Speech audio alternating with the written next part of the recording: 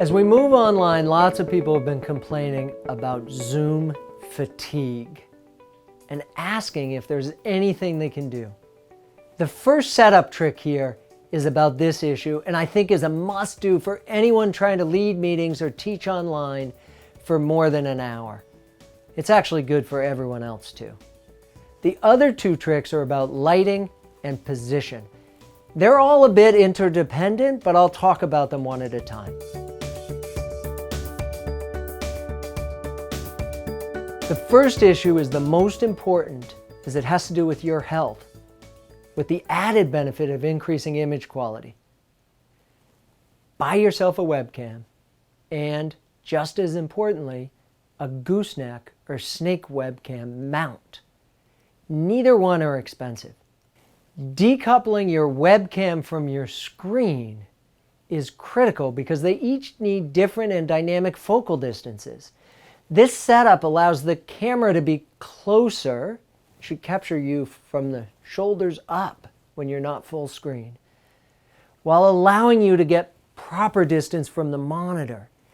Increasing your distance from the monitor will save your eyes and your brain, because having the audience and the screen too close is exhausting. Two other camera notes while we're here.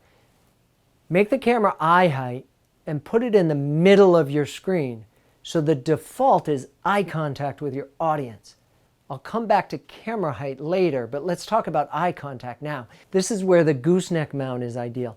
I find I have no trouble seeing around my camera to the slides and to the images of my audience, and the feedback I get is that they feel like I am talking to and with them, not, as so often happens online, when presenters make us feel we are simply watching them talk to their computer. Developing this personal connection, instead of making people feel like an observer, is key to increasing engagement. The second issue is lighting. Most people mess up lighting because the light for effective presentations is the opposite of the light for work. Specifically, you need to be front lit, not overhead and behind. So when presenting, turn off the overhead lights. Move table and floor lamps to either side or even in front of your computer. Alternately, buy LED video lights. LED is nice because they don't get hot. Or get some of those old work lights out of the basement and hang them like my friend Gary here. Better yet, set up facing a window, as you can see I've done here.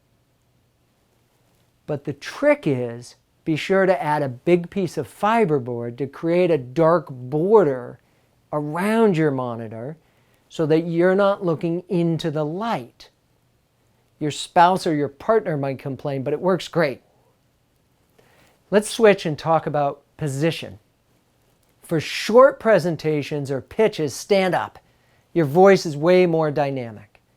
You can use a sit-stand desk as I have here, but you can also simply put your laptop on a chair, maybe with a book or two. Again, the key is to get the camera to eye level.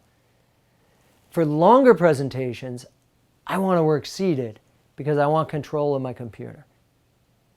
As mentioned earlier, you still want the camera at eye height and between you and the monitor. Eye height means the audience won't be staring up your nose and they won't be looking at the ceiling, which is especially ineffective if you forget to turn off the overhead light. The gooseneck is again ideal, but a clear water bottle can also work. Be sure to start in an active position, meaning sitting forward in your chair with weight on the balls of your feet. This will help you sit up tall and open your diaphragm. This position gives you better energy and a more dynamic voice. Once you get past the first 5 minutes, you can relax a bit. But remember, anytime you notice your audience's attention lagging, sit forward and pick up the intensity. The other advantage of the gooseneck is as you relax, you can adjust your camera in real time. As you move between that opening position and a more relaxed one, you can keep the focal distance and eye height similar.